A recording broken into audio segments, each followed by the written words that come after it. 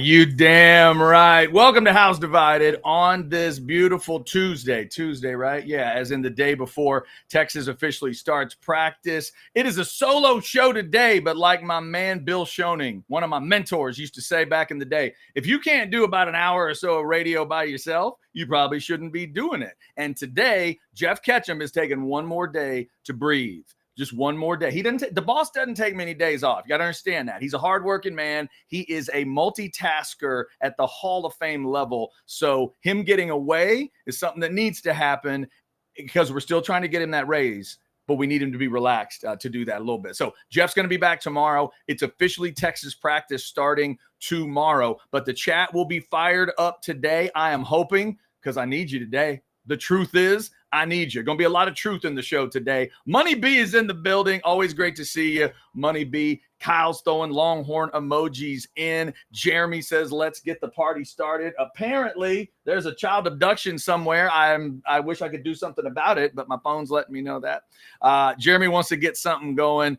And then Cash Money Homeboy. You know what, Cody Carpentier? It's a good reminder because super chats are available. You get a super chat in, it'll go right to the top of the list. And like I've said, there's nobody else coming today. It's all about you guys and me. And I thought it'd be a good idea to get the truth serum out today. We've done truth serum Tuesday before, but today is going to be a big old dose of it. I got some truth that I want to get off of my chest. I want you to throw some truth in the chat at me. We're about to get to practice. What does that mean? Tomorrow, the truth starts to happen.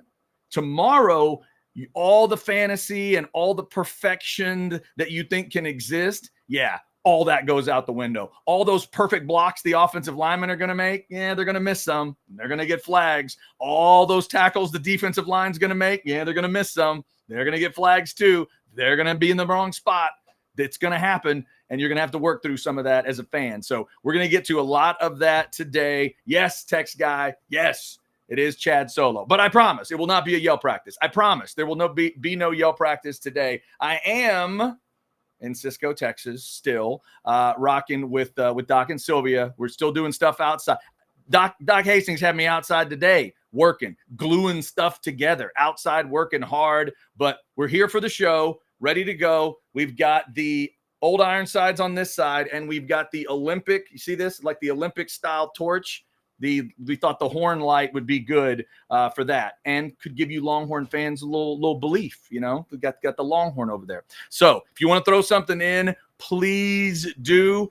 Doak is in Ketchum, Idaho today. So we got a lot to get to today. We've got a great deal to tell you about with Orangebloods that you are going to want to be a part of. We got a new schedule to throw out. But first, let me throw out a big hunk of truth and show you how this works. Because Truth Serum Tuesday, it's about telling the truth as you believe it. Now, obviously, your truth could end up being wrong, but it's the truth as you know it.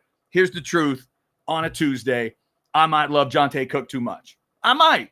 It's possible. It is possible that I'm too close to the Jonte Cook thing to know what it exactly is. But I went to College Station in the blistering heat.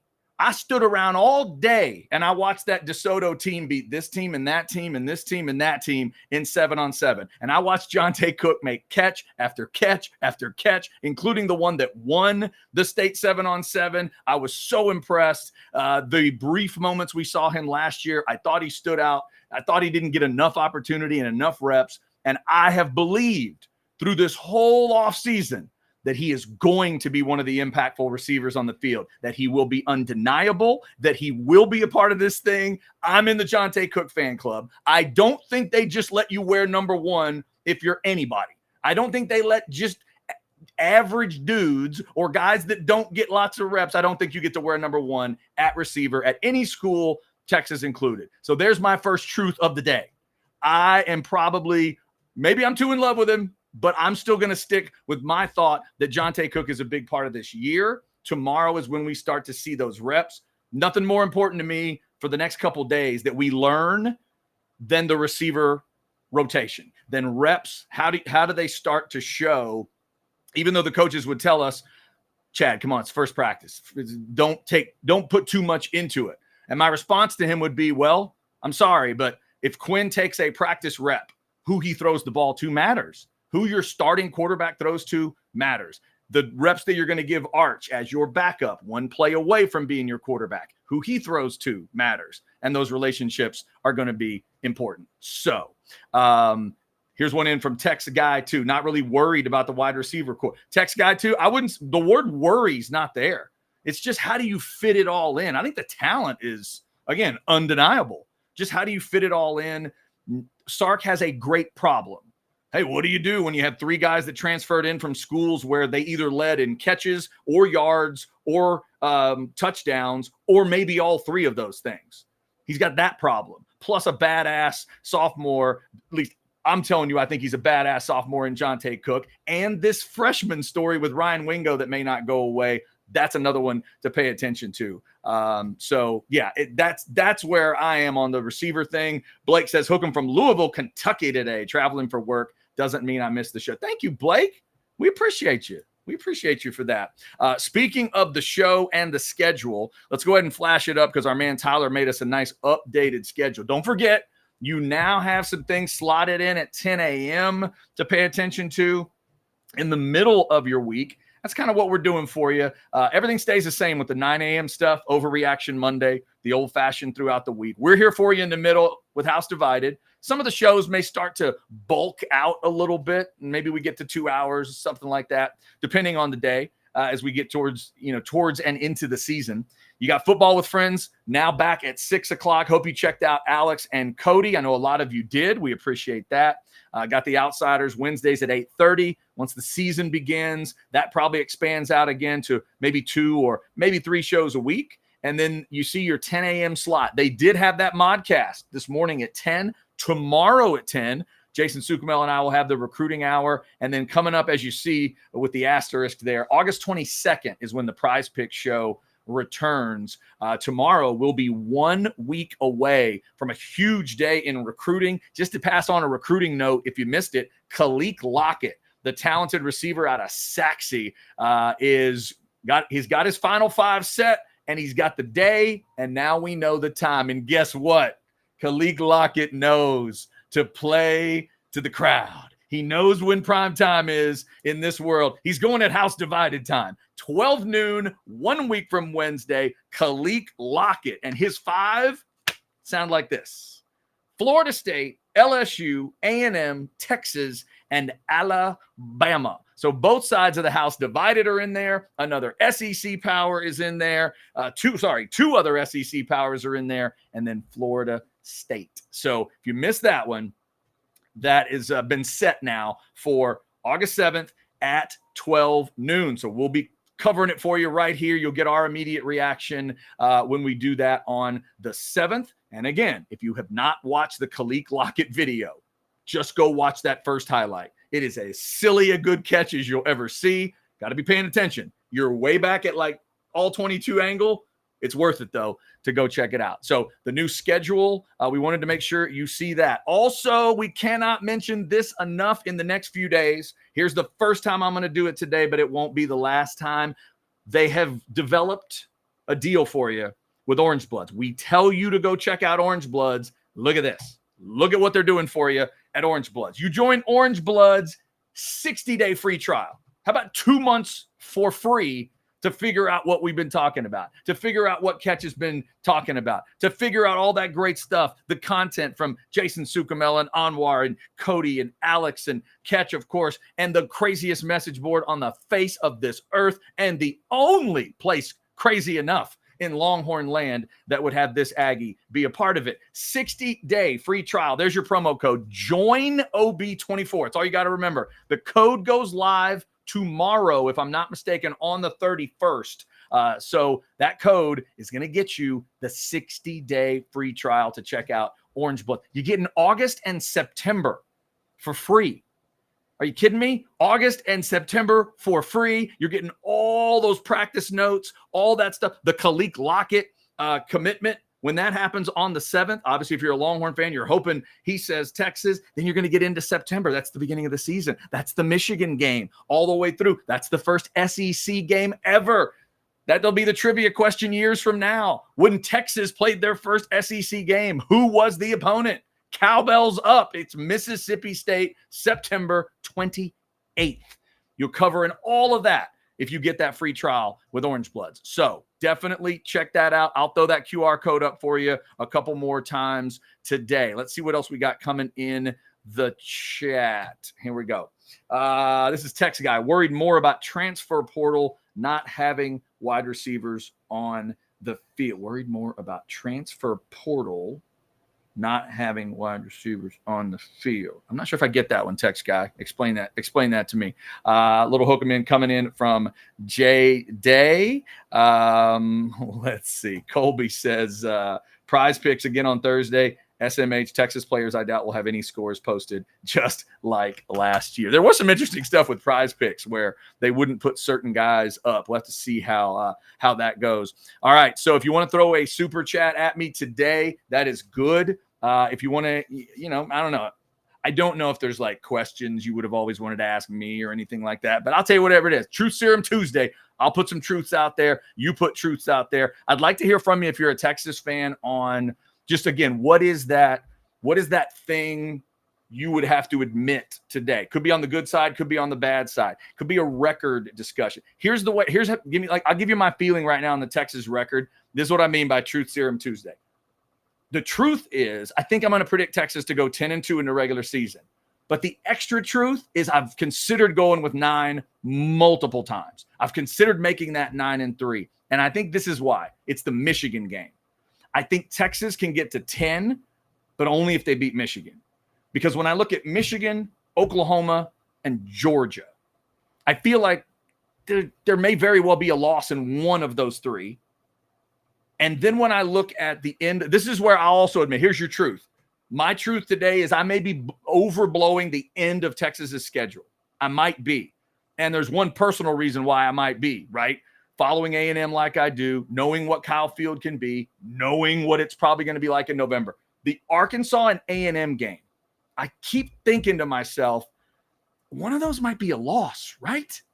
Is Texas going to go into both of those environments and deal with all of it and get out of both places with a win? I will give them so much credit. Longhorn fans, I'm going to gush over your football team if they can pull that off. So there's something that tells me that one of those 2 might be a loss. One of those first 3 I mentioned might be a loss. So if they can get the Michigan game, then I think 10-2 is a very real thing that Texas is looking at. If they don't, though, I've been nagging. It's been nagging at me. That Texas schedule, I think, has a couple of potholes possible, and I'm just trying to respect the full thing. It's not that I don't respect Texas. It's not that I think there's a slip.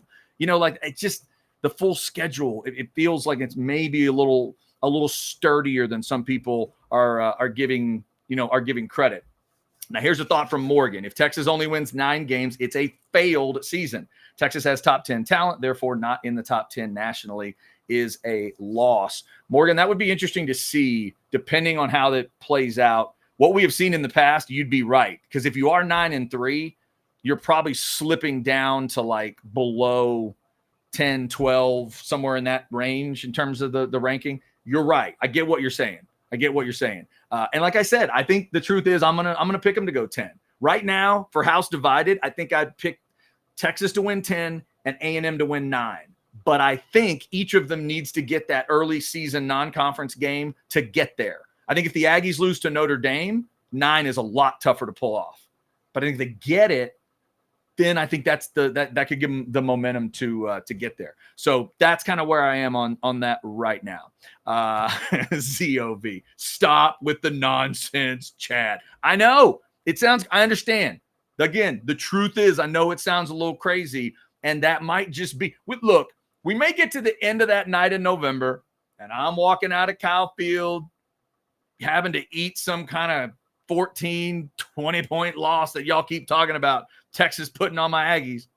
And maybe Texas walks out of Fayetteville with no scratches on them, and we're like, what were we worried about that for? Yeah, they threw a couple broken bottles, but they didn't, the bottle hit the ground. It was 17-0 Texas. Maybe. And for all you Texas fans, you know, I hope that's the kind of football team you see throughout the season to where maybe they could be that. I don't know. That's the part of it I'm not quite sure. I'm also not quite sure about this, Ryan. We'd hear from the SEC crazies if we went 9-3. Maybe. Here's the other thing I don't know. Here's another truth for you on this Truth Serum Tuesday. I don't know what 9-3 means in this new SEC, and I don't know what 10-2 means officially. Because right now, I mean, think about it. We've lived in a stupid college football world for our whole lives. However old you are, your entire life has been this. 10-2, you suck. That's what it's been. Think about it. For our entire lives, 10-2. Oh my God. You don't get to be a part of anything. Well, no, they're a really good team. Who is? A&M with Johnny Manziel? Yeah, but they lost 2 games. No, I know, but he won the Heisman, and they've been looking really good lately. And just go to Jerry World and play Oklahoma. You can't be a part of the real thing. What are you talking about? You lost 2 games. How will losing 2 games feel different this year? That's what we don't quite know, but I can't wait to find out because there are dangerous teams from last year that were 10-2, and I don't think you want to mess with them. I don't think you want to mess with, for all that we would have said about Oklahoma going into the playoff situation at 10-2, I didn't think that was a bad 10-2 team. I think LSU might have already had 3 losses. Missouri, I think, might have been a 10-2 by the end of the year. There's a danger to that team now that didn't used to exist. But, Ryan, to your point, I don't know. Yeah, 9-3 probably doesn't get you respected in the SEC. I'll give you that. 10-2 might. 9-3 probably doesn't. So in that battle of the Texas schedule, what we're saying is if you assume you're getting both of those rival games late, then you're saying out of Michigan, OU, and Georgia, you could lose 2 and be all right. You'd love to just lose 1 maybe? Go 11-1? We talking about that?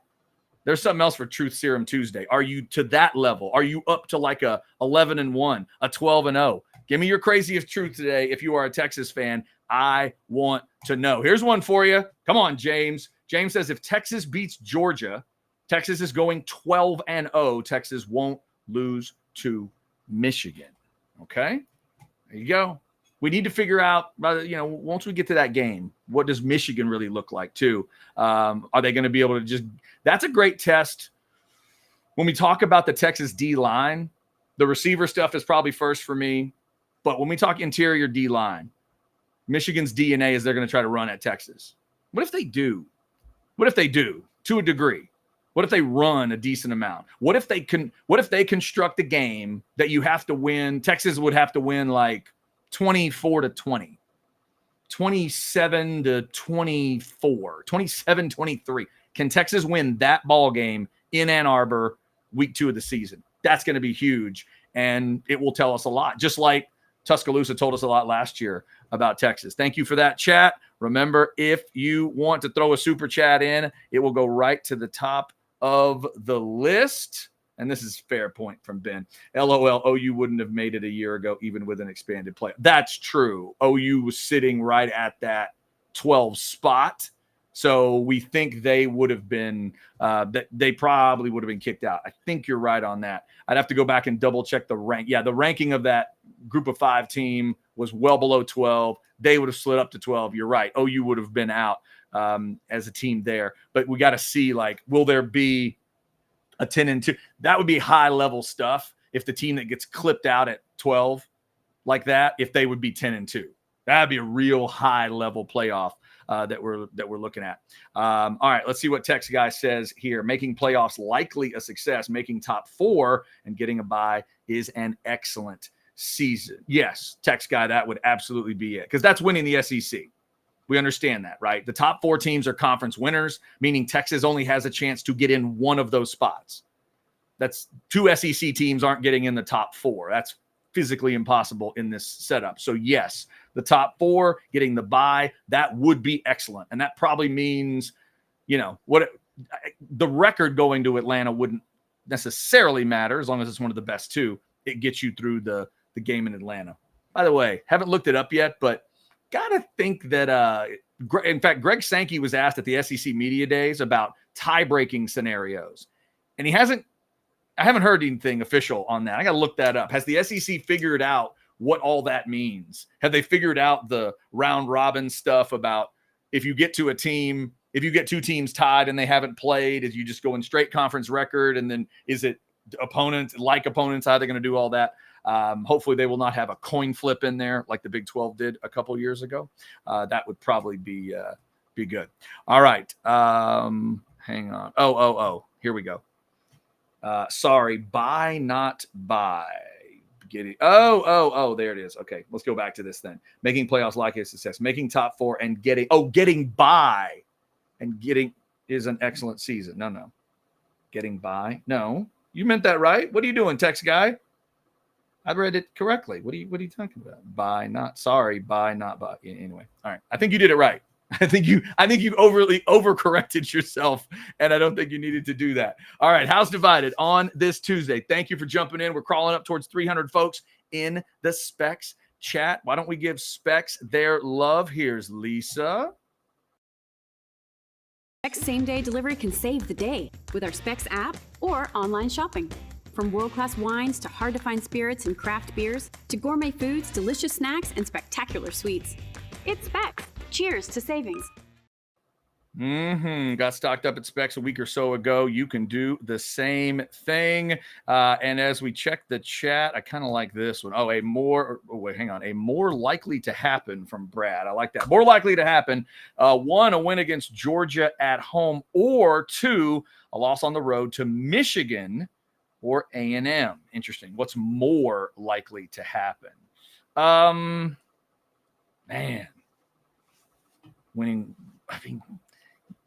my gut is to play the odds of you're going on the road to those two places. But I really sense, and you tell me if I'm wrong, Brad, and any Texas fan watching, I don't sense much respect coming out of you Texas fans for either of those last two teams. Either one. I've seen Texas fans predicting a 14-point win in Ann Arbor, 20-point win in Ann Arbor, a 30-point win in College Station, a 4-touchdown win in College Station. I do not have right now. And again, this is what the truth part is about today. You got to kind of cleanse the cobwebs out, right? Like, I'm a Cowboys fan. This is the time of year where Cowboys fans are insane. We are out of our ever-loving minds until like August, whatever it is. And then we'll watch like half a quarter of a preseason game and it all comes crashing down. We all realize, oh yeah, right. We get it. We might win the division, but that's it. Because, okay, all right, I'm sorry. Forget what I said. Forget when I said 42-0 against the Eagles twice. Forget that I said that. That's what happens when you are the nuttiest of nutty fans. So I just want to know, when all that truth is starting to soak in, do you have any respect for Michigan and A&M at this point? Or do you really think those are just absolute drummings that we're going to watch? Because Michigan's second game, A&M's a different story. We'll know exactly. That's the beauty of that game. It's why the rivalry should have never gone away. It's why they need to play every year. It's why they need to finish every year, because both teams get a full test, find out what they are, and then right at the end, you're going to test yourself against that other hopeful power in the state. I'm one of the few that wishes they could both be powers at the same time. Hasn't seemed to happen in that rivalry. But you get to test yourself against that other program. That's what it should be all about. So, but with the Michigan game, you don't have enough respect for Michigan to think it could be close, or to think Michigan could lose. That Michigan could win the game. I don't know. Brad, answer your own question for me. Answer which one you're going to. I want to lean towards 2 just because of the math. I just want to play the math. It's just kind of generally the way I am. So there you go. Ryan jumping in. Ryan says, you're doing a great job, Chad. Miss you on the radio. But Ryan, I appreciate that. I do appreciate it. I'll get you some truth about radio and the job coming up a little later too. James Brown. I don't know if it's that James Brown, but we can pretend. If Kansas goes 9-3 but wins the Big 12 championship, do they get into the playoff at 10-3? Yes. Yeah. Yes. Absolutely. Which some will say is why it sucks. And some will say, well, no, that's the beauty of it. That conference determined that the number of losses, it can change. Yeah, if you win that game, you're in. I mentioned this yesterday. It's a great question, James. And the fact that your name is James Brown is perfect. If James Brown and that Texas team that beat Nebraska in 96 had done that this year, they're in the playoff. Like, think about how cool that would be. Go back, because I was in Austin at the time. I remember what that was. I watched that game in Austin, and my buddy took his speaker and he stuck it in the window and they blared Texas fight and everything. It was awesome. And I love that game because I can't stand Nebraska. It's just sidebar. Thank you, Priest Holmes and James Brown. But think about it. You win that game. And I think Texas had already lost twice or three times by then. Y'all can double check me on that. I know they'd lost at least a couple. But they get a playoff spot at that point. I mean, I'm not saying they just blast through, but you at least 96 would have been, I can do this, the double Florida stuff, right? Florida State twice. I think that's 96. Florida State beats them during the season. Florida gets them in the title game. That game, Ike Hilliard and that crew, I think that's 96. Texas would have been in a playoff system. That's cool. Oh, and by the way, a playoff system, top four. Another great point, James, that you're helping bring up here. If you scrap and claw your way to your conference title game, you could have lost 4, but as long as you get there and beat that other team, you get the top 4, and they still are probably in, which is how it should be. If I'm a badass Georgia team and I've lost one game and I go to Atlanta, and let's say Texas this year loses a couple. Let's say Texas lost 3 games. They're 9-3, but that's the second best record in the SEC somehow. They go to Atlanta and they beat Georgia. Well, Texas gets one of the top 4 seeds, and Georgia's got to deal with whatever they get. They're going to slide probably to 5 because the group of 5 champion is probably going to be ranked south of 12, which means they'll go up to 12, which means that Georgia team would have to slide to 5. Or if Notre Dame's badass, maybe slide to 6. Notre Dame could get a 5 slot, depending on how they're seeded. That's a good point. Yeah. But yes is the answer to your question, James. Great question. All right. ZOV with a question. Question, Chad, with a 12-year head start in the SEC. I don't like the way this question is starting. I haven't read the end of it yet, but I don't like the way this question is starting. I feel like I'm being led somewhere. Counselor, let me finish it. With a 12-year head start in the SEC, do you think the Aggies' window to staple themselves as a perennial powerhouse in the SEC has closed? Yeah, I knew I wouldn't like it. I could tell. I'm going to get a sip of water while I'm considering what you sent. Let's see. The window to staple themselves as a perennial powerhouse in the SEC has closed. No, I don't think so. Perennial powerhouse is just an interesting phrase there because the Aggies are never going to be a historic powerhouse, a historic blue blood. I think we all understand that. What A&M can be, if they could do it, is what I call a modern powerhouse, or call it a modern day blue blood. That's what Clemson has done to me. Oregon a little bit when playing for titles and stuff. It's a little more that modern vibe. That's what A&M has a chance to do. Has the window closed? No, because things can change really quickly. You can get on a 1 or 2 or 3 year run, but are they going to be known as a powerhouse, every year powerhouse in the SEC? Yeah, we have not seen that yet. By definition, I don't think the window's closed, but no, it hasn't happened. And the point you're bringing up is an intriguing one because it was you said it, 12-season head start. And, the Aggies, I mean, heck, I laid it out. Go watch all the short videos we put on Orangebloods Live. If I looked at I took a close look section by section at the 12 years war that we call it the 12 years war, even though they're not playing. And ultimately I give Texas the advantage because they had a finishing kick that was better.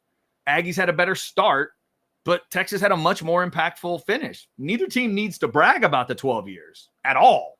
At all. It's not anything to brag about overall. But Texas had the trip to a playoff and a conference championship. The Aggies didn't have either one of those things. Yes, they had a Heisman, but they didn't have one of those other two things. So I give Texas a slight advantage there. So I get what you're saying about the 12-year thing. And deep down, I think any Aggie would tell you there's certain things about the SEC path that have not been what they expected. Certain things have been.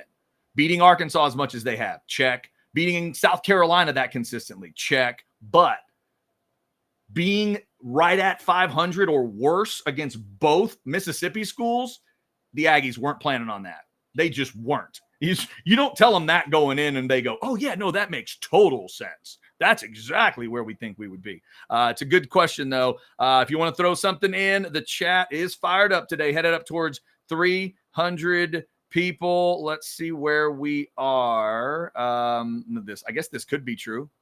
Mr. 512, Georgia has a culture problem. They have a driving fast problem. I guess that's part of the culture right now. They do need to figure that fact out. Brad says, mad respect here. Michigan D-line will cause problems. Yes, Brad, absolutely. And another great thing, back to my point on Michigan. The great thing about Texas and Tuscaloosa last year was that game was won on Alabama's terms. Alabama brought them to Tuscaloosa and presented this idea of, all right, you're going to have to win a nasty running kind of football game. You're going to have to take your shots and make big plays, but you are going to have to finish this thing. You're going to have to take it out of Milroe's hands, run the ball, move the sticks, and that's exactly what Texas did. Michigan is going to try to present something to Texas, and we just got to see if they can deal with it.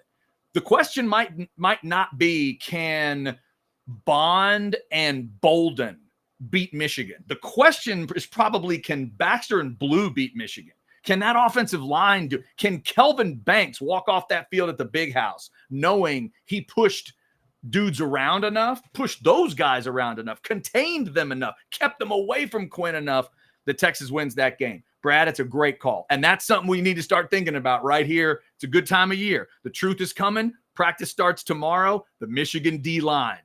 Say whatever you want about quarterback lost and this guy lost and their coaches in the NFL. You better understand that D-line is going to be nasty. Good call. That's a great chat. A great mention. Perfect for what we're talking about. And just as he does that, Brad says he's all in 12-0. Well done. You know what? Well done. You still have a day to be crazy, Brad. The truth isn't coming till tomorrow. That's good. 12-0. That's good. I like that. I'll be honest with you. I don't know if I've ever had a feeling like that as a college football fan. I don't know if I've ever been sitting on July 30th with the feeling that the Aggies are going 12-0. I don't think I've ever had that. Don't think I've ever had that exact feeling. That must be a good feeling. Must be a good feeling. All right, we got a lot of good chats coming in, and we will definitely get to those. Let me thank one of our great partners here, and this is a partner that's going to help you out. They all help you out, but this is the one that's going to help you see everything better at the house, get you the big screen you've always wanted, get you the incredible speaker setup that you've always wanted. You want multiple screens? Heck, right now, the Olympics are going on. A lot of people getting into those, and you get all kinds of cool multicasts now. If you've got Peacock, you've been seeing all the different choices that are out there. But what if you could throw things on multiple screens? They've been throwing the quad box up for different things at the Olympics, but the quad box doesn't matter if your whole screen is like 32. Because then the quad box is too little. Get it where that quad box is huge. Go up to 70, 75. If your neighbor made you jealous with an 80 or 85-inch TV, AV Consultations can get you all hooked up. 255-8678. They've been doing this since 1988. I've said it before. They've been doing this since Barry Sanders was at Oklahoma State, all the way back to that point. Mike Gundy and the original mullet. Way back in the day, the first Arkansas waterfall, all the way back to that. That's how long they've been doing it. They've been through all the changes, all the developments, all the evolution of TV and all the technology. Let them help you. 255-8678. Let them buy the TV. Let them handle every detail. Don't go run into a box store and then have AV Consultations show up and, here's the TV I bought and here's the speaker. No. Let them handle all of it because they can get great deals that you won't be able to. avconsultations.com, 255-8678. Thanks to them for being one of our great partners here at Orangebloods Live. And thank you for liking, subscribing, and getting your notifications. It is a Truth Serum Tuesday. If you want to shoot me some of your truth, you can. If you want to put the truth serum in Sark or one of the other players, I'll tell you what I think they would say. Or if you just need some truth from me, if you want me to give you the absolute truth on something, we will try to do that. Let's see what Mr. 512 says here. People are sleeping on the Texas defense. I could see that. I could see that to a degree. I think they're going to be pretty good. Hopefully the back end for you Texas fans, it will be better. I think it will be. Same chatter here. Mr. 512 says, I'm not worried about Michigan with an unproven quarterback. That's fair. But to that other chat from earlier, what if Michigan's defense is good enough to put you in a phone booth game? Can Texas go win a broken bottle Big Ten bar fight in Ann Arbor? That's those questions you just don't know. And by the way, that's why these games should exist. For the rest of time, somebody needs to go to Ann Arbor every other year and test themselves like this. Do you realize these two teams have only played twice? Let's stop and give you another truth that makes me want to vomit. In the history of college football, it's been going for a while. They did not start this sport in the 50s. The Texas Longhorns and the Michigan Wolverines have played one time, once, ever. And we all know what it was. It was that bowl game. It was Vince and that crew in 04. It was the kick at the end with Dusty Mangum. And I think that was Dusty Mangum, right? And it was Steve Breston on the other side that almost beat Texas by himself. That's it. That's it. Darrell Royal never took a team to Ann Arbor. Bo Schembechler never brought a team to Austin. That's a crime against the sport. Michigan and Texas are going to play for the second time ever. Ever. They've never played in Austin. They've never played in the Big House until this year. That's stupid. So thank God for this year in 2027 and an expanded playoff. And that's not even about an expanded playoff. That's just for you, CDC. Well done, sir. Volleyball clap for CDC and Texas for not being afraid to pick up the phone and schedule one of these non-conference games that actually matters. Ole Miss, Missouri, you might want to take notes because I've seen your non-conference. I'm not impressed. I need some games in that non-conference. But Mr. 512, for your sake, I hope you're right about Michigan because that'd be a hell of a win for Texas. But here comes the other side of things. S. Roan says, I don't trust the Texas DTs. It's got a little bit of last year's feel to it. That came through really well. Sweat and Murphy took that step. They developed. They really got going. There's so much of this season. I hate to put it all on one guy, but there's so much of this season that's about 95 needing to be 95. Alfred Collins, whew, if he could just halfway live up to what he looks like. That guy. I mean, that's if you're going to have a commercial where you go, hey, we need to cast someone that when they put on a football uniform, they look like a defensive tackle that looks like he's going to just start consuming worlds and can eat planets. It's like, well, what about that guy? Oh, yeah, that's the one. You take Alfred Collins and you start rolling and you're going to have the best commercial ever.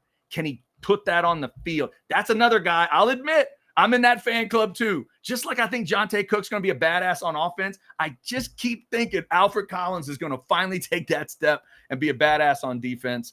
We'll see if I'm right.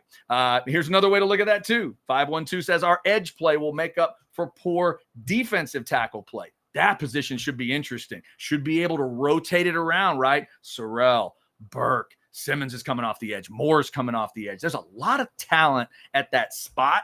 And you feel like it's rotatable talent. Sark says he's going to play more players early in the season. You're going to have the hot temperatures we know about, but also you want to have a longer season because of how many games you play. It's an interesting thought. All right, I'm cruising through the chat. A lot of good chats coming in today. I appreciate it. See, this is what happens. Little solo show. More room for you. I told you I'd take some chats up at 330 folks in the chat right now, and I do appreciate it. All right, let me take another breath here, and let me see if I can make you hungry. I'm a long way.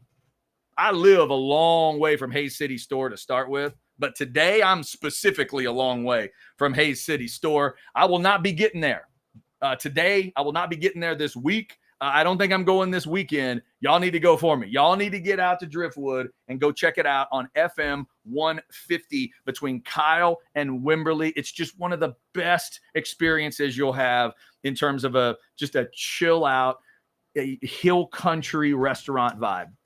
It is the best of whatever you love on the basic list. That's the way I look at Hayes City Store. They do the basic stuff at an elite level. If you love chicken fried steak, don't have another one before you go have the Hayes City Store chicken fried steak. Jeff Ketchum is as food snobby a person as I've ever met. He went and had the chicken fried steak at Hayes City Store. And at that moment, he was telling me, no, it's really good. It's really good. He wasn't putting it on top, but he's like, no, that's really good chicken fried steak. Then he had another one in the Woodlands area, and he realized how good Hayes City Store was. He's like, oh, yeah, okay. Now I'm longing for that. The gravy that goes with the chicken fried steak is some of the best gravy on planet Earth. It's incredible stuff. The food's awesome. The drinks are great. I'm a bit of a beer snob now. My dad and I have both become kind of crafty beer people and a bit snobby. We'll sit around and talk about, hops and IBUs and all that garbage. But when you go to Hayes City Store, you got like 40 choices on draft, and so many of them are from around the state of Texas. Got some from the Dallas area for you, out in the Hill Country, out in West Texas, all these different ones that they've chosen for you. It is awesome. Hayes City Store is been one of our great partners for a while now. Get on out there. If you see Travis, Tamara, or the crew, tell them we said, hey, I think we're going to try to maybe get out there to there or Taste on Main before the season begins for a little OB event. But either way, you need to get yourself out there. Follow them at Hayes City Store on Facebook. You'll find out all kinds of cool stuff that's going on. Now I've made myself hungry, and I'm going to have to eat later. Thank you to Hayes City Store for everything. Also, let's remind you one more time, not one more time, but an additional time, 2 months free of Orangebloods. 2 months free. Think about that. You get August and September to figure out what's going on. If at the end of September, you're thinking, well, goodness, they've been lying to me this whole time. Well, that's when the free trial would be over, and you get out if you want. But that's not what Catch is counting on. Catch is counting on the fact that you're going to see the light. You'll see the truth. You'll feel the truth, and you will know why Orangebloods has been around longer than all the rest, why it is trusted more than all the rest, why the message board is crazier than all the rest, because they're going to bring you the truth. They're going to bring you the truth as they see it. They're not just throwing on burnt orange glasses and telling you what you want to hear. They are telling you what you need to hear, and that is why you check it out. That's your QR code to scan that 60-day free trial. The code goes active tomorrow on the 31st, and this offer is good through the 5th. So you got to get it done. Get it taken care of. By the way, you'll also, a great test item, you'll have the Khalid Lockett commitment day to check it out. Whatever Khalid Lockett decides, you'll get the reaction to that. And if he picks Texas, you'll find out about, the immediate reaction. The breakdown videos will probably go live on Orangebloods Live as soon as he announces. Actually, we don't have to do that because he's announcing at 12 on the 7th. We'll be right here on House Divided for that one. 60-day free trial. Check it out. All right, let's scan through the chat here. I do not see any super chats, but whoa, hang on, hold on. We have a super chat. Thank you, Paul. Paul's getting us started. $4.99 into the tip jar. Truth Serum Chad. Because of who he is and his history, you are not totally comfortable with Trev Alberts as your AD. Yes, absolutely. Absolutely. I am not completely sold on that fit right now. Yes, Paul, absolutely. I'm one of those. I'm a rare breed of Aggie. I'm the Aggie that asks questions because I was raised by an Aggie who asks questions. And yeah, I got questions. We'll see. I'm not saying it can't work, but I do have a weird feeling. I don't love the fit. And I don't love the fact that A&M has changed that job multiple times in the recent past. And also the president of the school. And it just like the stuff at the top, the stuff Schloss kind of referenced at that first press conference, that kind of, it got to me, but it didn't make me mad. I was nodding as he said it. I'm like, yeah, I get it. I get it. And I get where the power structure at Texas might feel better to him in addition to the fact that he and CDC are so close. But it's a great question, Paul. Yeah, it is one of those weird fits. Maybe it's because Trev is just so connected to that other school that I just don't know. All right, let's see what we've got. What do we've got? Yeah, there you go. That's good. Phil, restaurant commercials during lunchtime always work for me. We try, Phil. We're just trying. We figure, just throw a little bit of that. I like this one from 512. I didn't mention Colton Vasek. I agree with you. I agree with you. Colton Vossick's the kind of guy that can make impact plays. The beauty of that position, it's so rotational, and they're just trying to keep fresh guys in. You don't need to make, by like the middle of the season, Colton Vossick doesn't need to have like 20 plays where you go, oh my God, did you see Colton Vossick? But what if he's got like 5 to 8 by that time? Big, impactful moments, a strip sack, a fumble recovery, bat a ball away. Obviously, sacks are big. All that stuff. I agree with you. Vossick's next year of development is going to be fun to watch. All right, let's see what else we got. Let's see what else we have here. Okay, another Michigan thought. Colby says Michigan made the emotional head coach hire. Not concerned about them at all. Texas by 14+. Colby, I wonder if they will feel the same by the end of the year. I'm wondering what Ohio State and Michigan will both be like at the end of the year. If there's a year where Ryan Day should be able to jump up and bite Michigan, isn't it this year? Isn't this the year he needs to do? Because he's lost 3 in a row, right? I'm just pulling out my handy-dandy Phil Steele. Where does that game happen this year? Oh, it's at home. Ohio State hosts Michigan, and they've lost 3 times. You talk about a must-win? Whew, that is a must-win right now. I don't care what else happens. All right, let's see what else we've got here. This is Mitchell. Hey, Mitchell. I'm good. Thanks for asking. Just a hi, Chad. How are you? Mitchell, I don't know if that was you yesterday that did that, but this is a weird little pattern. Just a chatter jumping in. Hey, how are you? You know what? I'm doing all right. Doing okay. Thank you. I appreciate it. All right, let's see what else we got. I'm making sure I didn't miss super chats. Making sure. Okay. A lot of good chats coming in already. I appreciate that. And again, Truth Serum Tuesday. I threw out the truth. I might like Jonte Cook too much, but I'm standing on that line right now until I hear practice reports this week where Jason Sukumel and Anwar and Alex go out there and they're like, yeah, sorry, Chad. And Ketch and I are both in the same boat. Ketch loves Jonte Cook as well. They're going to have to report back to us and go, fellas, he's just not getting reps. I'm like, what do you mean? Like none? And we're like, yeah.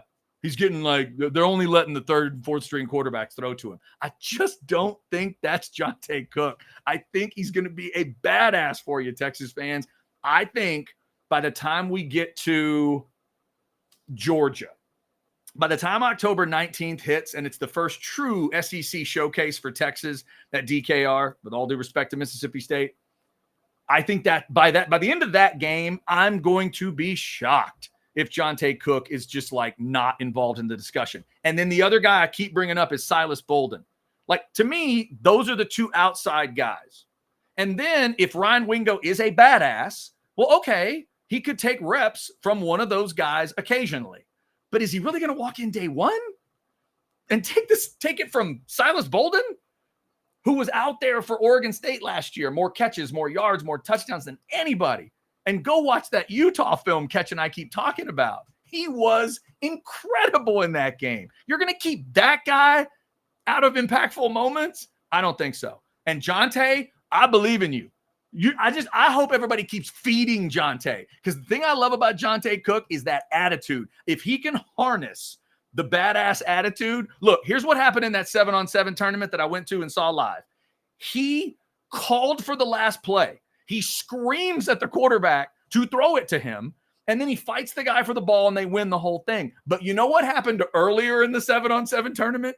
He got thrown out of a game because he was jawing at the opposing coaches. That happened too, because nobody believes in Jonte Cook more than Jonte Cook does. Nobody does. That confidence level is sky high, but he's a freak dog. And I love the way he plays. I love his hands, and I love him in traffic. And this is what he and Bolden both do. You send both of those guys out on a pass route, and then right in the middle of the route, send a golf cart after them. And I mean a literal golf cart. Just drive the golf cart towards them.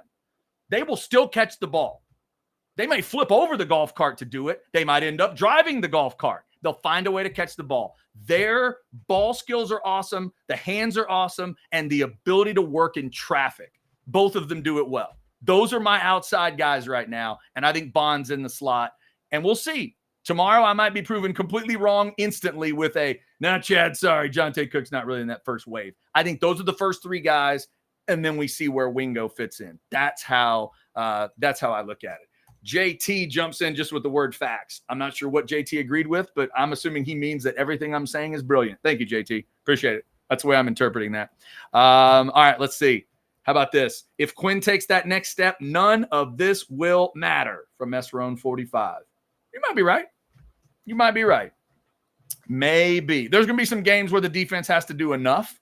But, yeah, if Quinn takes the next step and Texas is, scoring a whole bunch in every game, it may not matter. You're right. It may not matter because we are in this era of the SEC right now. This is, this ain't your granddaddy's SEC, and it's not even your dad's SEC. It's an SEC where points go up on the board. Lots of them. Anwar and I were talking the other day on a show, and he said, what was that Texas LSU score a few years ago? 45-38 was that score. And we've seen some big-time games like that. You do need to bring 30s and 40s to win SEC games. Not regularly, but you do need them sometimes. And, because you're going to show up, and you can defend Lane Kiffin's bunch really well at times. They're still going to score on you, though. Like, Lane Kiffin's group can have a bad night where they're not quite on, but they might get 27. Now, you might beat them 42-27, but, you got to bring the 42. So it's a great point. Quinn's development is all of it. That's another thing to look for tomorrow. We've already talked about this. The receiver rotation is so important, but this is all the receivers are different, and you're keeping the quarterback. So him taking the step, that's really the most important thing. That's the critical element, right? The critical element is that he has already gone through the summer workouts with these guys, and Silas, make that route make that route tighter. Take that step right there and turn, and I'm going to put the ball right on you. It'll be right there. And then the media will ask Silas, hey, what's it like, catching balls from Quinn Ewers? Man, he puts the ball right where I need it to be, man, on this, whatever it is. That's how they develop it. The way 3 looks tomorrow will be key, because here's where we also are, Texas fans. Full truth, truth serum Tuesday. We haven't gotten to practice yet. I'm sitting here recording at, 12 to 1 o'clock, which means we are less than 24 hours away, but it has not started yet. Here is the truth right now. Right now, whatever craziness that happens with Quinn Ewers as the quarterback and Arch as the backup, it hasn't really started yet, but it officially starts tomorrow. You can say all that stuff we talked about in the spring didn't matter. You can say the rotation in the spring game didn't matter. You can say it was the best thing for Arch and for Quinn and for Sark and for all you fans. You can make that argument. But starting tomorrow, all of that stuff is there. Every little bit of social media of Quinn threw 4 passes and they were all caught, and Arch threw 4 passes and they all hit the ground, or the opposite, or this guy gets along, or Quinn has a really good relationship with this particular receiver, but Arch has a really good relationship with this receiver, and they really have a good connection. All that stuff is going to start cranking up tomorrow. Just get ready for it. Just get ready. And remember, Longhorn fans, you are part of controlling that narrative. You're a part of it. You're a part of the go crazy part. Online, on social media, whatever.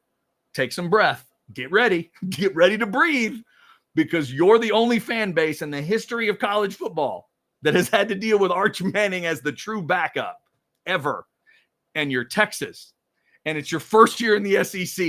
And it's the first year of an expanded playoff. And I don't think there's anything else I can add to it to make it crazier than that. I don't think there is. No, I don't think there is. 21-0 Michigan in the first quarter. That's what would make. No, let's not put that in there. You know what I'm saying. You understand what I'm saying. All right, let's see. Let's look. Mr. 512. Cook is a new generation Dallas kid. They're always bumping their gums, and that may be it. That may just be it.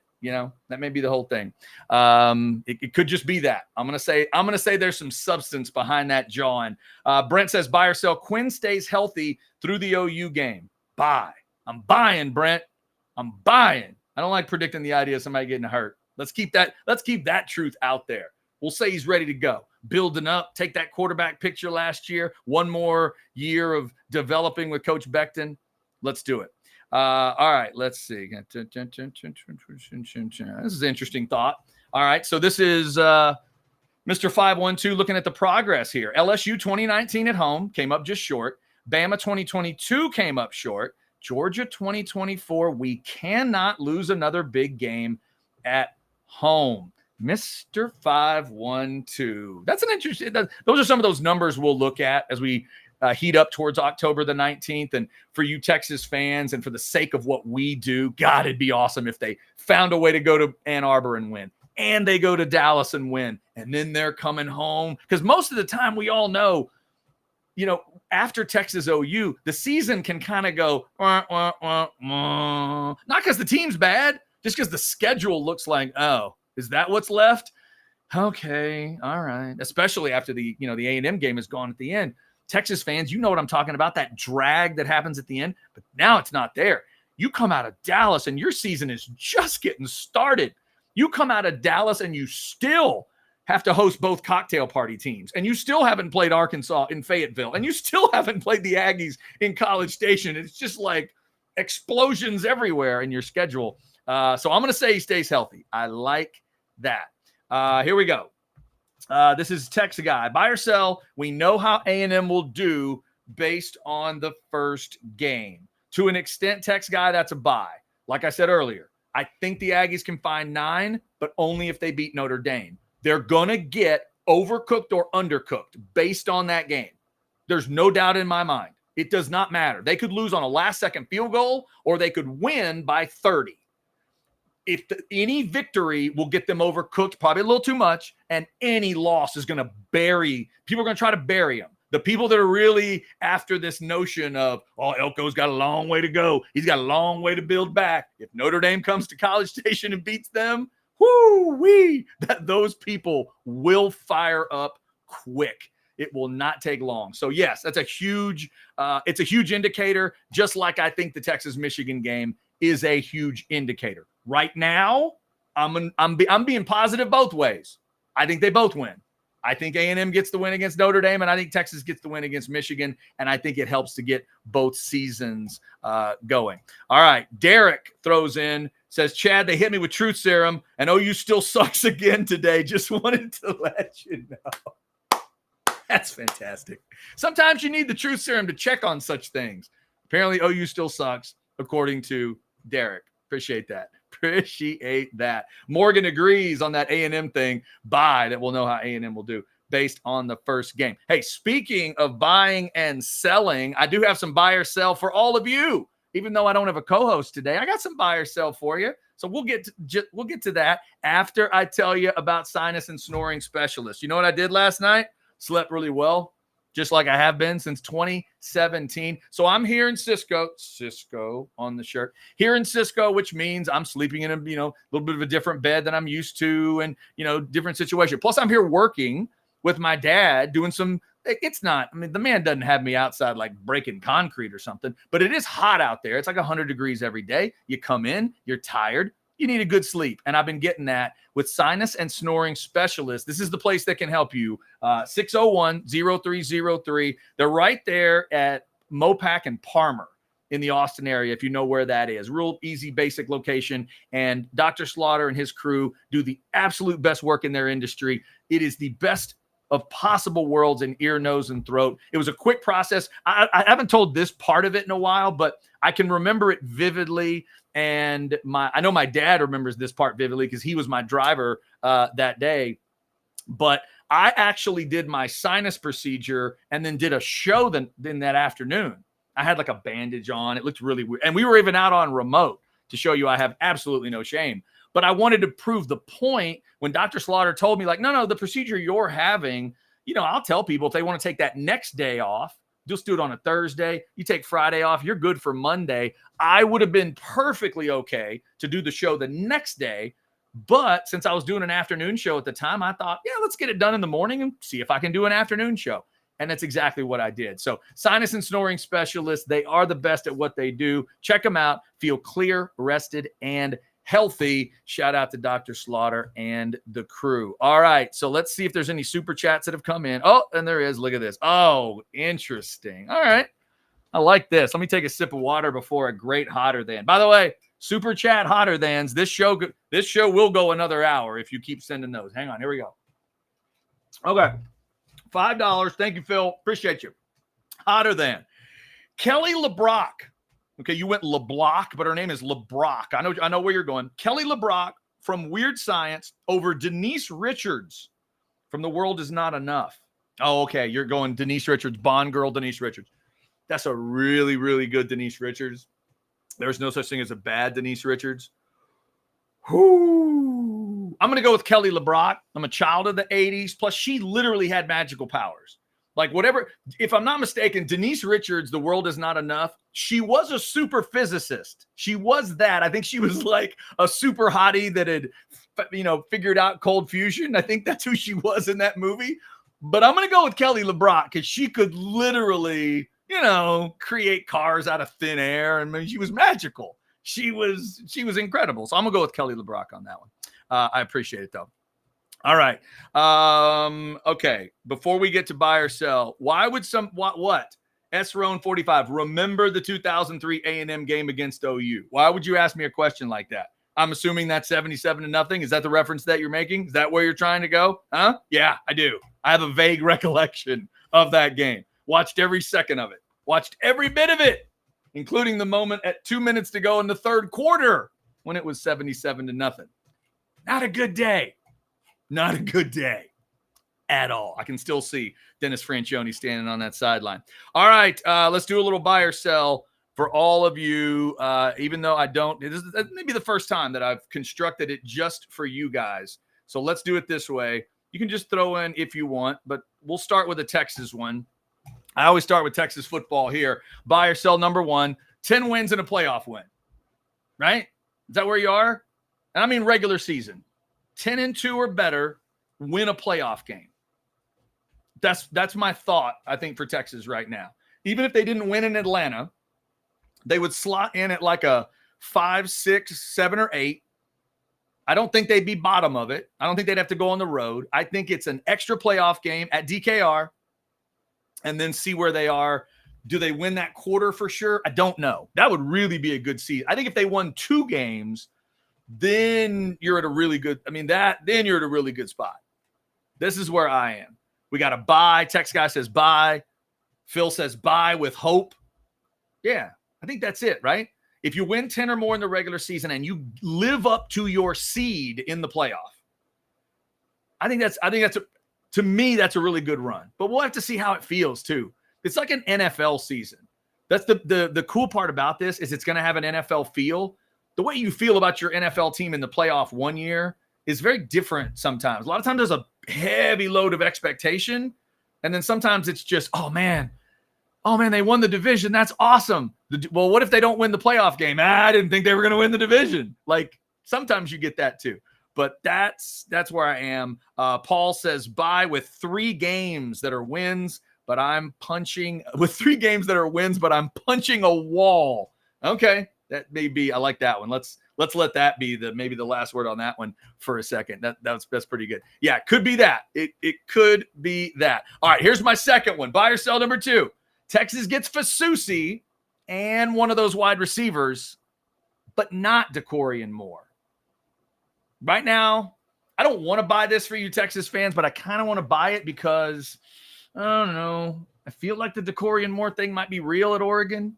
I would love for a guy from Duncanville to not end up out in Eugene, but I don't know. After hearing his mom talk about it and them taking care of him and everything, I kind of feel like that could be real.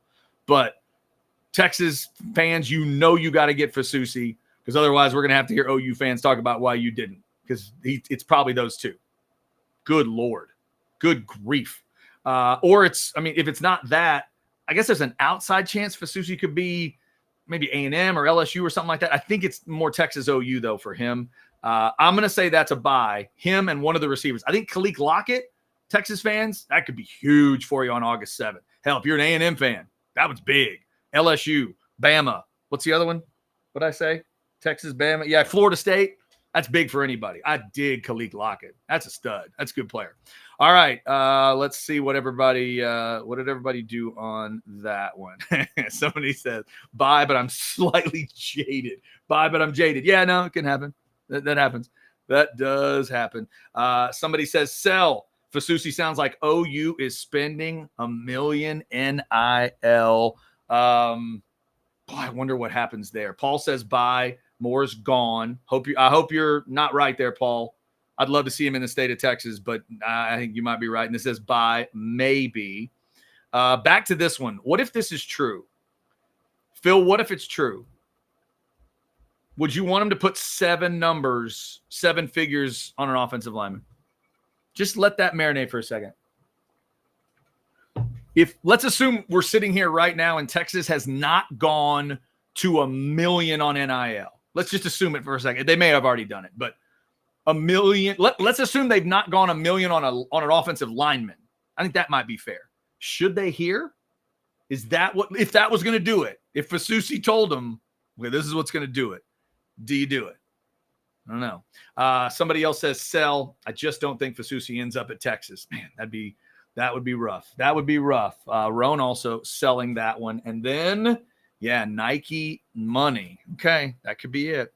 Let's see. All right, well, hang on. Hold on. Here we go. Mark throwing in $5 super chat. Thank you, Mark. I appreciate it. Chad, if you could be a player on any Aggie roster, what year and team would you choose? My gut is to go defensive because that's kind of the way that my Aggie DNA works. The first 2 that popped in my head was either Quentin Coriat, the year of the big hit, or Texas fans, I'm sorry, Marcus Buckley, the year of that pick 6 at the beginning of that game. Those 2 guys kind of pop in my head.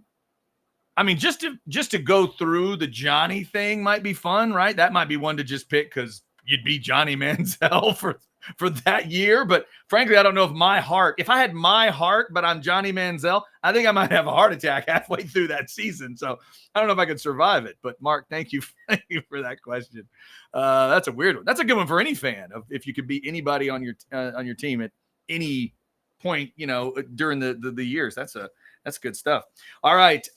So let's go to – actually, let's do this before I get to the next buy or sell. Mark says need 2 out of the 3 versus Michigan, Georgia, and OU to create that extra interest or spark on anyone on the fence. Yes, I agree with that. Yeah, they're close enough together, too. Huge games right there together. If you get through that and you've only lost 1 game, I would agree. Because then you're going to be whatever that is and 1 going to Fayetteville. You're going to be 10-1 going to College Station, a chance to close at 11-1. And at that moment, you may not be locked into Atlanta, but that could be what that game is all about. That game could be Texas wins, they go to Atlanta. Texas loses, they don't. And depends on, the seeding of how far they might fall. And it obviously depends on where A&M is then, right? Is A&M a more highly ranked team that wouldn't make you fall as much if you lost, or is A&M coming in a little wounded? And then if they get you, you're going to fall a little further. But I like that thought, Mark. That 2 out of 3 is a huge part of the season, obviously. All right, let's go to this one. Outside the world of football, buy or sell number 3. You kind of dog the Olympics before they start, then you love them. This is a huge buy for me. It's one of those events. Not that I dislike the Olympics, but every year I'll go in kind of with it'd be kind of cool, I guess. But I never get overly excited to start with. And then I just get lost in it all. I get lost in, like opening ceremonies are okay. I'm not really a parade person, so I don't care that much about it. But I'll start to get excited. Then the competitions will start, and I see that U.S. flag up against other countries, and then it just kind of takes over. So I'm also here in Cisco with my parents, and my mother's one of the big Olympic fans I've ever met. She raised me watching Olympics. My dad's a big Olympic guy too. I talked to my daughter yesterday who started watching the Olympics randomly. So to me, I would buy that. Are you into the Olympics? Are you watching it? Heck, my mom she's recording the gymnastics. Don't y'all tell me what happened. We're going to watch it as soon as I'm done. But that part's going, I won't say a word because a lot of people are going to watch it tonight on the prime time. So shout out to the Olympics. I've enjoyed watching it so far. All right. How about this one? From the entertainment world, buy or sell number 4, Arnold Schwarzenegger, 77 today for Arnold. My Mount Rushmore of his movies would include Terminator, Terminator 2, and True Lies. You buying or selling that? I'll let you discuss the fourth slot. But that's for me. If you say Mount Rushmore of Arnold movies, I love True Lies. I think it's one of the best action movies I've ever seen. And I think both of the first two Terminators deserve some love. The original has its place because it was one of the big introductions of him. And then you go T2. Are you a Conan the Barbarian kind of person? Is that good enough to go in that discussion? Are you into or do you want to go comedy? Like my girls love Kindergarten Cop. You want to go all the way to something like that? Put that in the deal. I don't know. Look at that. Somebody says watching gymnastics right now. Brandon says, yeah. This says we better win the medal count. That's all I care about. Exactly. That's it. And then somebody says they care the most about winning gold in basketball. Yeah, both sides. You got to do that because otherwise that's just an embarrassing part. So think on the Arnold one. And finally, we got a friend's birthday today. This doesn't make me feel old at all. Lisa Kudrow is 61 today. Damn. 61? 61, Lisa. Don't do it to me. You're making me feel too old. The hottest of the three friends ladies is Aniston, but the character you want to hang with is Phoebe. This is the one I'm buying. I think Monica's too neurotic. Rachel, there's a little flightiness to Rachel. I mean, she's so attractive, but character-wise, do we really want to hang with Rachel? I think hanging with Phoebe would be solid. I'm in New York. I'm hanging with Phoebe, and she's a complete just kook in the best way possible. You'd go places you never thought you'd go. You're going to see things you never thought you'd see. There might be substances you didn't even know existed. I'm going to go with Phoebe there. Happy birthday to the beautiful Lisa Kudrow. Let me see if there's any reaction to that on the chat before I pull it down. This is it. Mark is saying Kindergarten Cop, LOL. I know, Mark. It's not Mount Rushmore, though, right? It's a good movie, but it shouldn't be like Mount Rushmore. Maybe. Let's say Phil says Kindergarten Cop twins may not be Mount Rushmore, but they're my guilty pleasure with Schwarzenegger. Phil, here's Truth Serum Tuesday. I've never seen Twins. I've heard good things. I've never seen that movie. Total Recall. I thought of that one, Morgan. That's a really good movie. Is it Mount Rushmore? I don't know. My unsung hero of Arnold movies is Eraser. Eraser with Vanessa Williams. Oh, James Caan is the villain. Oh, it's so good. It's one of the best, bad Schwarzenegger movies that's ever been made. I'll watch that one over and over again. All right, let's see. Rex, Chad, you seem like a Janice guy. My wife is going to laugh when I tell her about that one. There's just something that keeps calling you, Chandler, like a foghorn. Janice. Oh, she was so good. What's her name? Maggie Wheeler, I think is the actress's name that plays Janice. Oh my God. I saw one of those Janice episodes the other day. So good. So good. All right, here's somebody selling. Paul says sell. Everything is Rachel. Phoebe, it feels like, would end up getting me in a fight with bikers. Yes, but that's kind of my point, Paul. I was just looking. That's just me trying to be like a guy that has a boring life, but I constructed it that way. And I'm thinking, what kind of excitement could I get into with Phoebe? You could definitely do that. Somebody says sell. Courtney in 1,000 Miles to Grace is super hot. Wow. I do not know that reference. I'm assuming that's a movie. Phil, it's a nice call out. I love Courtney Cox, man. Courtney Cox. I remember the Bruce Springsteen video. I remember seeing it. And I'm like, well, who's that girl he's pulling up on stage? And then we find out, oh, no, that's actually an actor. And then, you come on through with everything she did. Here's somebody throwing in the Conan the Barbarian thing. And, yeah. Oh, and by the way, goofy trivia that my dad would be appreciative that I remembered here. Conan the Barbarian, the story was written by some dude out in this part of Texas, out in this kind of westish part of Texas, right? Yeah. That's crazy. Dude from Texas wrote Conan the Barbarian. Crazy stuff. What is this? Graceland is the movie with Kurt Russell. Oh, okay. Kurt Russell and Courtney Cox. Not familiar with that. Oh, I'm absolutely, though, familiar with this. Paul, it's a great call. Courtney Cox is about as good looking as a person can be in every scene of Ace Ventura: Pet Detective.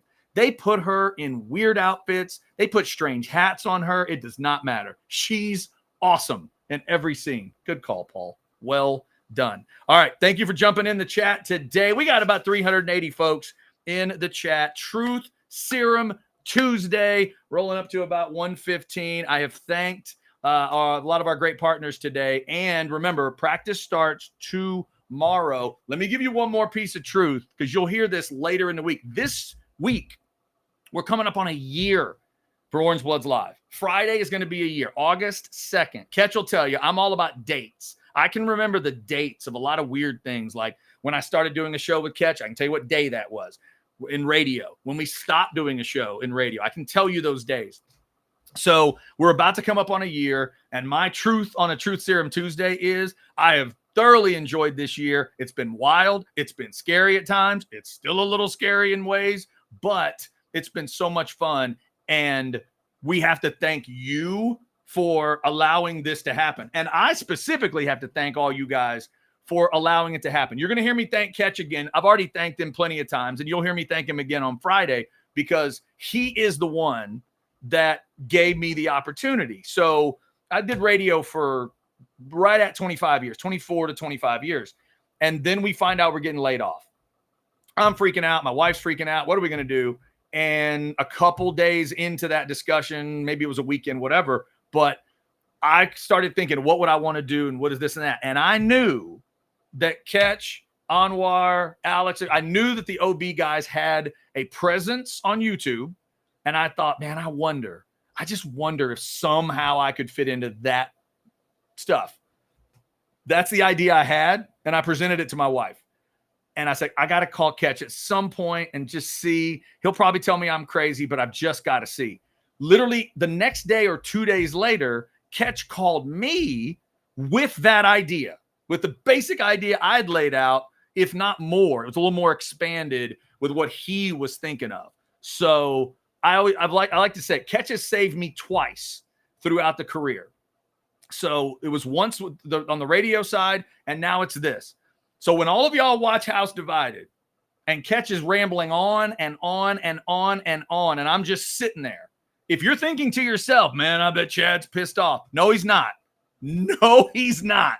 Because that dude has saved me multiple times, and he was crazy enough. I said it to him. I said, you're the only person running a Texas site that would ever think of hiring an Aggie to be a part of this.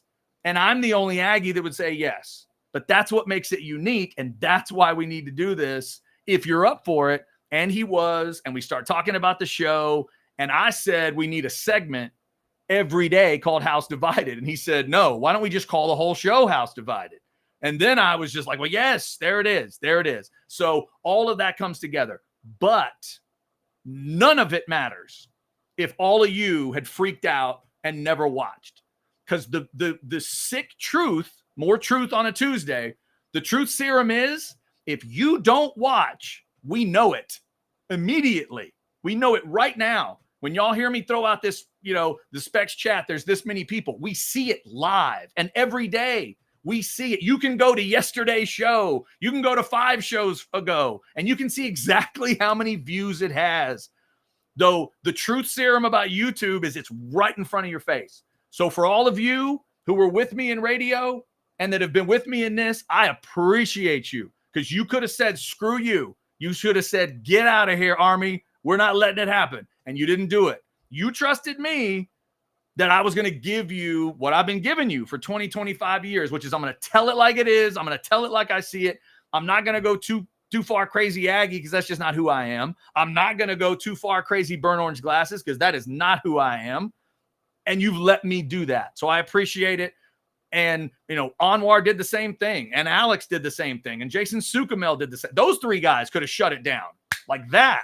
Would have been over. If they had revolted and said, catch, we like Chad, but stop. It's not going to work.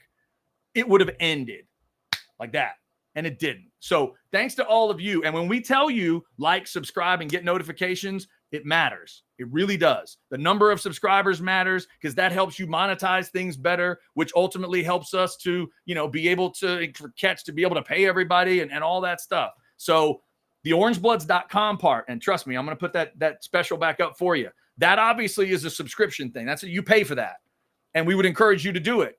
Because if you love this, you pay for Orangebloods, that will trickle down to this. But when we say like, subscribe, and get your notifications, that's all free. All free, but all really helpful. Liking every video helps. Being a subscriber helps. And by the way, I have not updated it today. Excuse me, I haven't showed it, but I did update it. Catch doesn't appreciate every 100 like I do, but 19,600 plus. Thank you for getting us there. We will give you the 7 hook'em emoji salute.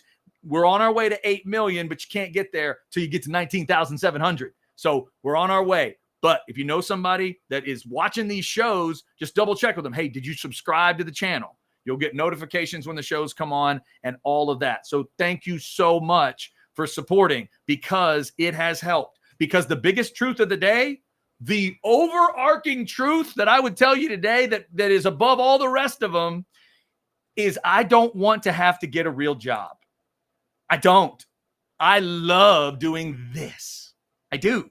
I really do. And this format has also enabled me to go out and be out in other places. We got to go to SEC Media Days. It was awesome. I got to go to Waxahachie last year for my reunion weekend, and I wouldn't have been able to do that if I was still in radio. I'm getting to come here and hang out in Cisco, Texas, of all places, in a house that I practically grew up in every summer. This literally the house that my dad grew up in. I get to come out here, help him with stuff. One of these times he's going to have me out here and not make me do manual labor.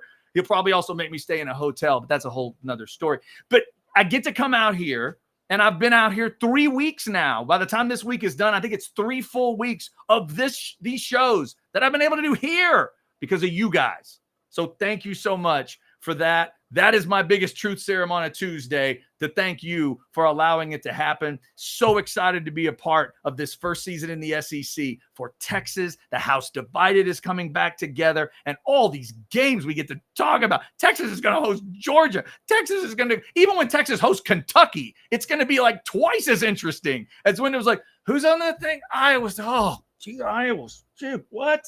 Kansas again. Oh, Kansas. My. It's way more interesting to do it this way. So I do appreciate that. Let me scan the chat here. Oh, we got a $10. We got a $10. Here we go. Hooked on the Horns. $10. I remember thinking during the first episode of House Divided, quote, who the hell is this Aggie catch doing? Is this Aggie Catches doing a show with? And now you're my favorite Aggie. Thank you, Hooked on the Horns. That's what we want to hear. That's what we want to hear. Yeah, just give them a chance. It'll happen. And that's what Longhorn fans have done for years. And I appreciate you for that. Back in the day when I was coming through and coming up, there was, when I was in College Station, there was no sports radio like there was later on. And I came to Austin, and it's been a weird fit. I get why people think it's weird, but you guys have helped that happen. So thank you for that. Somebody else shouts out. Mark says, I've listened before Shirts and Skins, Chad and Zay, etc. You are appreciated. Mark, I appreciate that. I also like the fact that some people that I have worked with through the years are still rolling and doing it. SEC Longhorn says he's not a real Aggie. Well, don't tell him that. Don't tell him that. Don't tell him the ring's really made out of wood. What do you know? My dad and I made this like a couple of years ago. We made it out of oak. You can't see that? Look at that. It's great. It's awesome. Don't give him that. All right, there we go. Mitch says, oh, look at this. Best Aggie ever. Mitch, I always take it as a big compliment, and then I wonder, what's your Aggie list really look like? Is it like me and then that guy you wanted to punch in the face back in, 96? That's probably not the best thing. There you go. And Phil's throwing it in. That Scottish guy is the best. Thank you, Phil. You bastard. See, I said I was going to make you do a super chat for a voice, but that's okay. We'll get you a little bit. Thank you for that. Scottish guy is the person I have to thank the most for all of this mess. And hopefully we'll have Scottish guy back for you in the football season, because I know there are a few of you that do appreciate that. And I appreciate you for liking that. All right, that's enough of me gushing. Let me see what else there is. Let's get you the code once again for 2 months of free Orangebloods. You got to get in on this thing. 2 months of free Orangebloods. Brian Jones says if it's free, I'll take 3. 60-day free trial. You know who needs that 60-day free trial? Brian Jones does, of CBS Sports, because his team is no longer in the SEC. His old team is going to the Big Ten, and he's going to have to do Big Ten games. So Brian's probably going to be checking in on Orangebloods while he's studying up for some Northwestern, Maryland game. He's never going to have to call that game, let's be real. But, it worked for the joke. 60 days of free OB. August and September, like I said earlier, it gets you through the Michigan game. It gets you through the first conference game. It gets you the Khalil Lockett announcement day coming up in a little over a week, and practice. You'll get to see how these guys cover practice. Have you seen the practice coverage? The big breakdowns from Alex, breaking down what Catch is hearing from all his sources. Anwar, feet on the ground, talking to Sark and the coaches each and every day. Anwar is there today.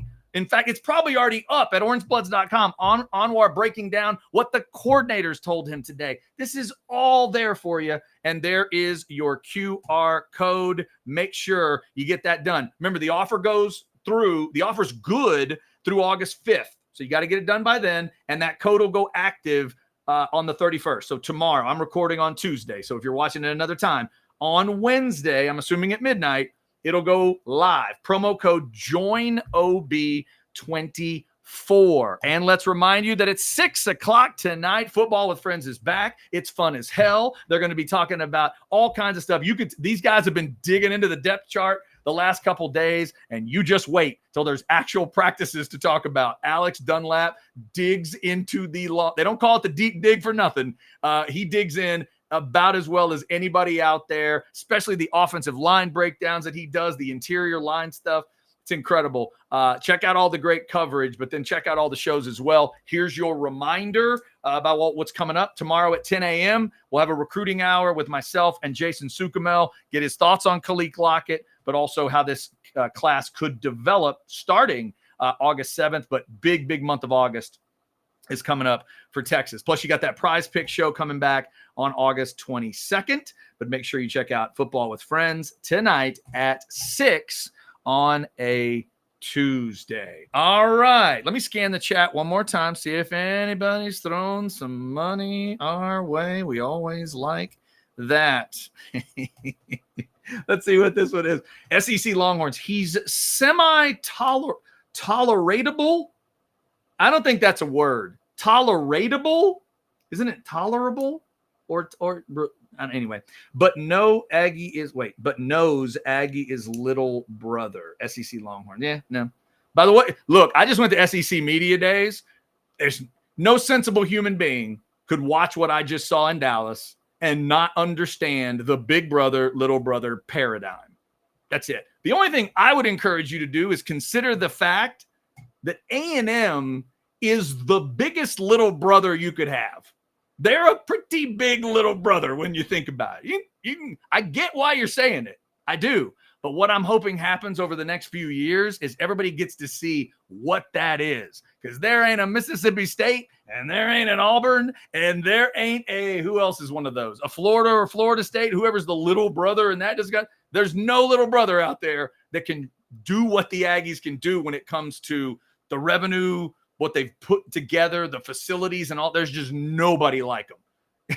Because that's kind of the idea, I guess, in general, right? With the Aggie thing, there's really nobody like them. So that's why I can't wait for November. And I just hope this game, the first version back, is so much more important than 2011. All 2011 is who's going to win this last game. And that's the pride of that game. But neither fan base walked in or out thinking that they had a badass team. I want both fan bases walking in November thinking they have a good team. I would love to see that. And maybe by then they both won 9, or maybe, I don't know, maybe they're fighting for 9. Maybe one's fighting for 9, one's fighting for 10. If my predictions are right, maybe that's what it is. Maybe it's, A&M's at 8, Texas is at 9 going into the game. We will see. All right. And SEC agrees with me. All right. True statement, but little brother nonetheless. If that helps you sleep, sure. Whatever. Again, I just saw it at SEC Media Days. Yes. Based on how you mean what you mean. Absolutely. Because I get it. I'm one of the few Aggies on the planet that'll just stop and go, well, yeah, because they're Texas. I get it. I know who they are. I completely know. as an actual little brother, let me tell you what we know about. We know about our older siblings. We do. We know them really well, because if everything plays out the most natural way, they've been with us the whole time. When we were born, they were just there. That's the way Texas is to me. As an Aggie fan, there's never been a moment as an Aggie fan where I didn't have something referencing Texas. Like all the time. Hey, Chad, you know what's coming at the end of the year? No, I don't. Bonfire. Bonfire? What's bonfire? Well, you can't explain that without saying Texas. And then you sort of learn what the whole thing is. And there you go. All right. Let's see. Explain. Oh, okay. Wait.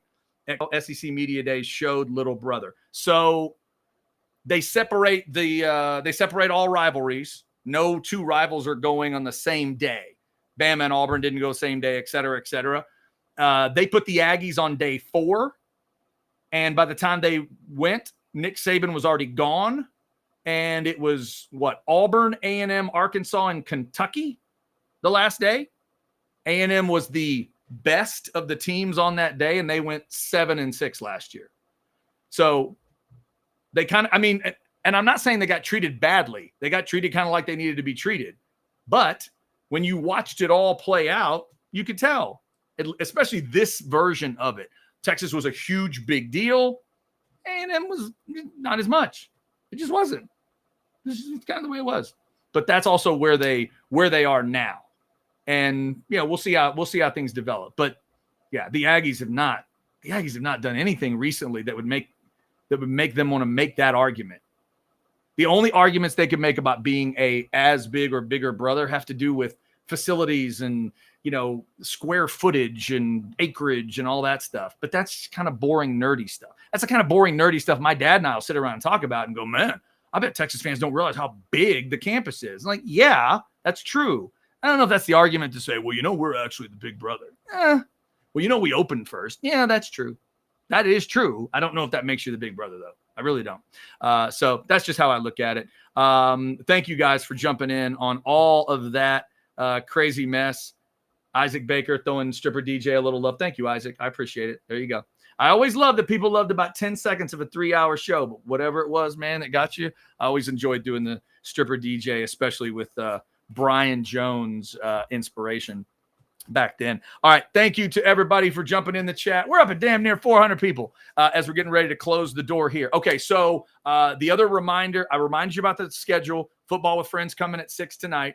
Tomorrow, we'll fire up with that recruiting show at 10. And most importantly for House Divided fans, Ketchup's back tomorrow. That's right. House Divided. It will be House Divided the way nature intended it. I'll be able to breathe in and out. I had to talk a whole lot today, but I'll get plenty of rest tomorrow because Ketch will be back. He hasn't done a show in like 2 or 3 or 4 full days. He's going to have so many thoughts. But most importantly, we are also going to have practice stuff to discuss. To be fair, I think the window of time, just to get you set up, for the first 2 days, I think it's actually 2:45 in the afternoon. So to be fair, tomorrow we'll kind of be previewing maybe what will be seen in practice. They're going to go heat of the day, 2:45 those 2 days, Wednesday and Thursday. And then Friday, I think it's actually an evening window that fans get to see. So Ketch will be back tomorrow, and can't wait for that. And we are, again, appreciative of you guys jumping in. Like, subscribe, and get those notifications, because that is how that's how you know when these shows are coming up, even if you can't remember, because we're trying to change and tweak the schedule. We're just trying to get you the best content, and you're letting us know with your views how that works. So keep doing it, and we'll keep adjusting as need be. One more time, let me hit you with that QR code. 2-month offer, the 60-day free trial. Promo code is JOINOB24. Get that taken care of today. Get it out of the way. Got to do it by August 5th, but get it taken care of now. Jot that promo code down. Use it tomorrow. It'll fire you up a 60-day free trial. 2 free months of Orangebloods.com, and it will help everybody, you mainly, but it will also help us to maybe catch that raise we've been trying to get him all this time. All right, let's see. Oh, you know what? Let me throw this in real quick. Do you have early predictions on A&M season with record-wise? Yes, I mentioned it earlier. SEC Longhorns. I got Texas. I'm gonna go Texas with 10 wins. I'm gonna go the Aggies with 9, mainly because I want the stat to happen that never has, where they both win 9 games or more 2 seasons in a row. But I honestly believe the Aggies can get to 9, and I'm predicting they're beating Notre Dame, because I don't think they can get to 9 if they don't pull that off. So I'm saying Aggies 9-3 regular season. I'm saying Longhorns 10-2. And the dream of that might be, am I saying, could it be a 9-2 Texas facing a 9-2 A&M? And that's how we get to that record. Texas wins a close game. I do think that's a closer game than some of y'all think. Could Texas win that game and then that gets them to 10-2? Maybe. Or is Texas 10-1? And or the how do I do that? Texas would be 10-1, and then the Aggies are 8-3. Could it be that? And then A&M wins, and it's not, you know what I'm saying. But that's my prediction right now. 9 wins. All right, there you go. Thank you for jumping on in, and we will talk to you tomorrow. Check out Football with Friends tonight at 6. Until tomorrow at 12, when Jeff Ketchum will return. I'm Chad Hastings. Thank you again for supporting us here at Orangebloods Live, and thank you for listening to my ramblings today.